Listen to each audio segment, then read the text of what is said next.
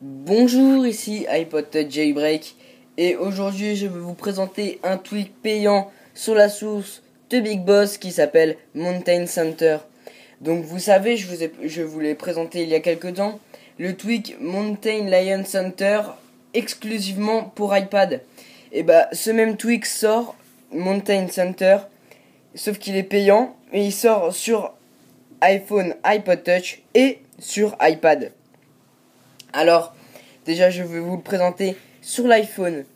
Donc ça, c'est mon iPhone. Donc, une fois que vous l'avez acheté, installé et confirmé, on va dans les réglages pour régler ce tweak. Donc, on se rend dans les réglages. Une fois dans les réglages, on descend à la section de Mountain Center. Une fois qu'il est activé, donc si on le désactive, on va ouvrir le centre de notification absolument normalement. Si on l'active, on peut voir que si j'essaie de descendre le notification de haut en bas, ça ne marche pas. Donc il faut faire de droite à gauche, comme ceci, comme si vous tourniez une page. Alors pour activer ceci, on choisit le nombre de doigts. Donc moi j'ai mis 1. On peut mettre 1 ou 2. On peut en cocher plusieurs à la fois. Et si j'en mets 2, à un doigt ça marchera pas. Mais à 2 doigts, je vais ouvrir le centre de notification. Voilà. Mais par contre, vous pouvez le refermer à un doigt. Donc vous choisissez le nombre de doigts que vous voulez. Donc moi, je vais laisser à 1. Ensuite, la position, on peut soit l'ouvrir à droite, soit l'ouvrir à gauche. Ou alors, on peut cocher les deux. Si j'enlève à droite, je mets à gauche. Voilà, je vais l'ouvrir de gauche à droite et ça va, et je vais voir mon centre de notification. Après avoir fait ça, on peut voir la sensibilité. Donc on a 3 types de sensibilité: la moins forte, la plus forte et medium, donc moyen, la moyenne. Donc voilà, donc ça c'est la petite sensibilité. Ensuite la medium, ça va plus vite en fait. La sensibilité est augmentée. Donc je vais laisser en height. Maintenant, la dernière fonction sert par exemple, si on va dans les notes, donc voilà, j'ouvre les notes et il faut qu'il y ait un clavier en fait.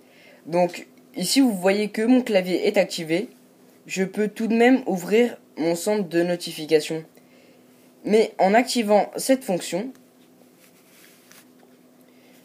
en activant cette dernière fonction, si vous retournez dans les notes, et on va créer une nouvelle note par exemple, et ben je vais essayer d'ouvrir mon centre de notification, mais je ne vais pas réussir. Voilà, donc moi, j'utilise, comme vous pouvez le voir, IntelliScreen X. Le seul inconvénient, c'est que sur le lock screen, je ne vais pas l'ouvrir de la même façon comme ici. Je vais l'ouvrir de haut en bas.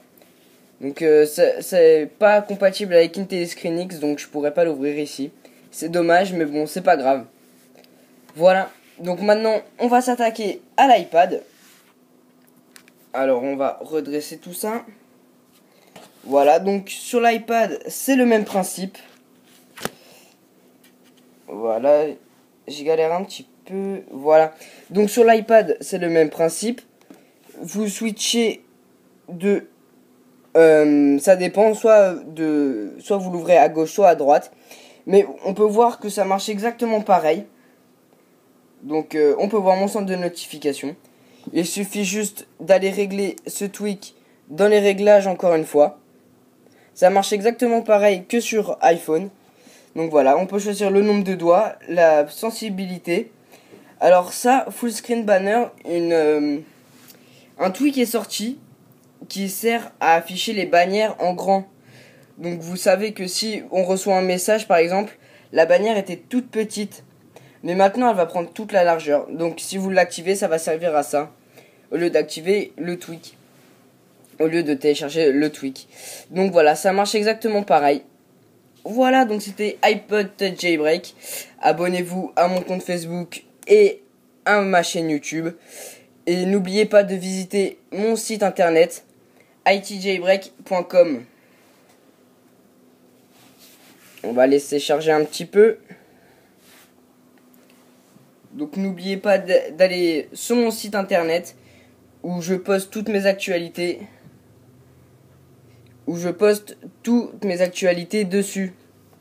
Voilà, merci.